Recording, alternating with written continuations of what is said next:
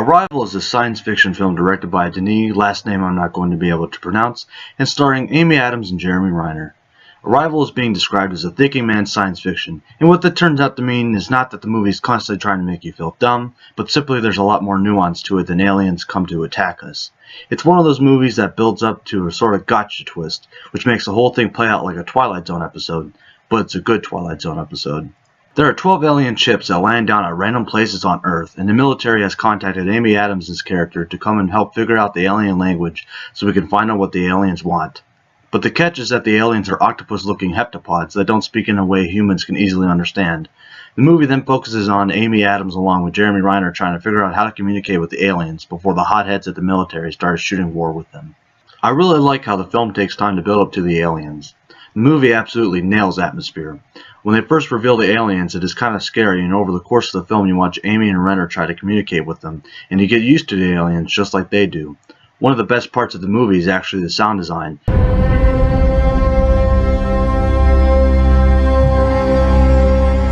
Who's being carted off in the medevac? The noises the ship makes and the aliens really helps up the mood and create a sense of dread, yet calm feeling. I'm also glad that it's not one of those movies where you never see the aliens. Most people say that adds mystery and suspense, but a lot of times it's more because the film is lazy or they can't afford to show them. The movie also does a good job showing the world's reaction to this so-called crisis. Even though most of the story focuses on Amy's character, they show you how the world is reacting through news segments and such. If I had to critique some of this movie, it would be the romantic relationship. To mention names would be to spoil a huge part of the movie, so without spoiling it, the romance in question is a little underdeveloped in my opinion. Who exactly the romance involves is pretty obvious, even though it's held off to the end and anyone with half a brain would be able to tell who it is. To me, they didn't feel like they had enough time to actually fall in love. They have like one conversation alone, and that's like the only time they would have had to, well, flirt. The romance plays into the twist in the movie, so it would have been better if they took just a little more time to develop it, but it doesn't really ruin the movie, but it is a slight annoyance. Like I said, the movie has a twist built up that determines how you feel about the movie. So without going any farther, I give Arrival 4.5 out of 5 stars, and I highly recommend it. Now, to talk about that twist.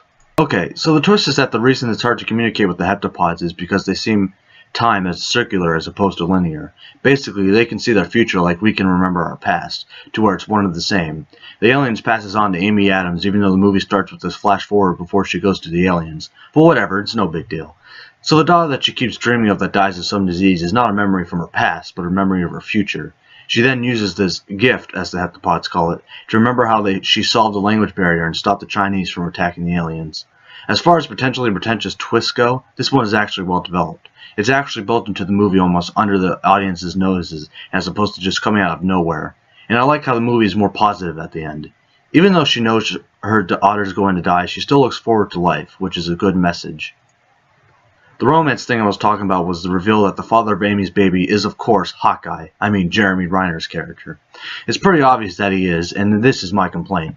It's that Renner is, of course, the father, but there's no build-up to the relationship. They have, like, one conversation, and it's more of those situations where they work together, so of course they bang.